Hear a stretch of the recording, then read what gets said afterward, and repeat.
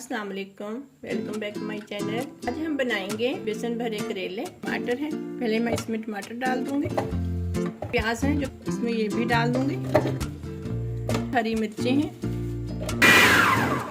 इसमें ये कुछ लहसुन है। 1 टेबलस्पून भर के मैंने सूखा धनिया लिया है और आधा टेबलस्पून मैंने गरम मसाला लिया है। 1 टेबलस्पून भर के लाल मिर्च, आधा टेबलस्पून हल्दी ली। ये 1 टीस्पून मैंने नमक लिया है भर के। 1 टेबलस्पून मैंने मेथी ली है। 1 टेबलस्पून सौंफ मैंने दरदरी से पीस ली है। 1 टीस्पून मैंने अजवाइन ली है। ठीक है, इससे अच्छी तरह से पीस लेंगे। ये 1 कप मेरे पास बेसन है, ये डाल दूंगी मैं। ये वो करेले डाल दूँ इस तरह करके। तमाम करेले मैं इस तरह इसमें डाल देंगे।